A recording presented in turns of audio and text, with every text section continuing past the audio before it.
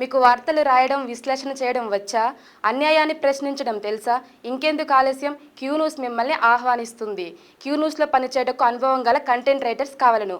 సంప్రదించవలసిన నెంబర్లు 8688926084.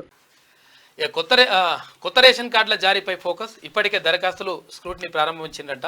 అర్హుల గుర్తింపు కోసం కసరత్తు ఈ నెలాఖరు నుంచి మంజూరు చేసే ఛాన్స్.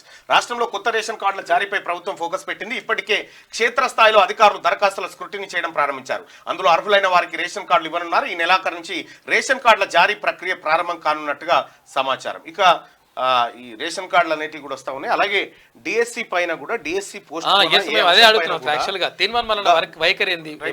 రాష్ట్ర ప్రభుత్వానికి ముఖ్యమంత్రి గారికి ఇప్పటికే లేఖ రాయడం జరిగింది. ముఖ్యమంత్రి గారు మీరు నిర్ణయం తీసుకోండి, మేము తీసుకోకపోతే తీసుకోమని చెప్పండి. ఏదో ఒకటి స్పష్టతనైతే రావాల్సినటువంటి అవసరం అయితే ఉంది. ఎందుకంటే చాలా మంది నిరుద్యోగులు ఆందోళన చెందుతా ఉన్నారు. చాలా మంది ఈ రెండు విషయాల్లో ఆందోళన చెందుతా ఉన్నారు. ఇంకా సేమ్ టైం డిఎస్సి సింగరేణి రెండు ఎగ్జామ్లు ఒకే రోజు ఉన్నాయి. సింగరేణి ఎగ్జామ్ ఇది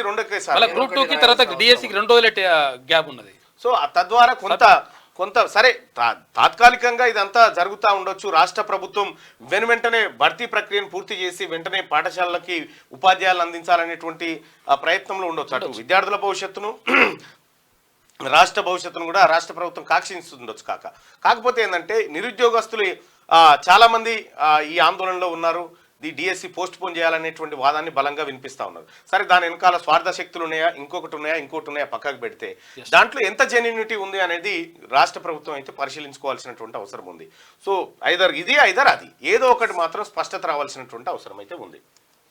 అంటే స్పష్టత కంటే ఇంకా యాక్చువల్గా ఎక్కువ శాతం అయితే మెజారిటీ మనం పెట్టిన పోల్ కానీ లేకపోతే పబ్లిక్ కూడా అంతే ఏమంటున్నారంటే మాకు టైం దొరకలేదన్న, మాకు 36 రోజుల టైమే ఉంది. అంటే టెట్కి డిఎస్సికి తక్కువ టైం ఉంది, 25 రోజుల టైమే ఉంది కాబట్టి మాకు ఇబ్బంది అవుతుంది, మేము అన్ని పుస్తకాలు చదవలేకపోతున్నాం అని చెప్పేసి ఏడ్చుకుంటూ కూడా పెట్టేసిండ్రు వాళ్ళు.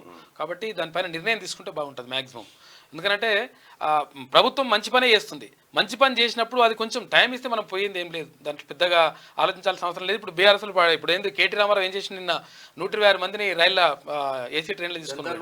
తర్వాత ఇప్పుడు ఇలా ఫ్లైట్లో పోతున్నారు. ఇట్లా పోయేసి మళ్ళీ పెద్ద క్రియేట్ చేస్తున్నారు. ఇక్కడ వాళ్ళకి అవకాశం వచ్చిన ప్రాబ్లం ఏంటంటే డిఎస్సి బాధితులు కానీ ఇంకెవరైతే బాధితులు ఎప్పుడైతే బీఆర్ఎస్ పార్టీ దాంట్లోకి ఎంటర్ అయిందో, అదే పార్టీ ఎంటర్ అయిన తర్వాత చాలా మందికి అనుమానాలు రేకెత్తినాయి. దాని వల్లనే జరిగిన నష్టం అంతా బీఆర్ఎస్ పార్టీ వల్లనే జరిగింది. ముఖ్యమంత్రి గారు రేవంత్ రెడ్డి గారు అన్ని విషయాలను సావధానంగా సానుకూలంగా పరిశీలించి ఆచితూచి నిర్ణయాలు తీసుకుంటారు. లేదంటే ఎక్స్పర్ట్లను పిలుచుకుంటాడు, మాట్లాడతాడు, ఇవన్నీ చేస్తాడు. సో ఇక్కడ మీరు ముఖ్యమంత్రి గారు కూడా ఏది ఒక డెలిగేషన్ ను పిలుచుకొని మాట్లాడి నిరుద్యోగులు వాళ్ళ సమస్యల మీద మాట్లాడడం జరిగింది.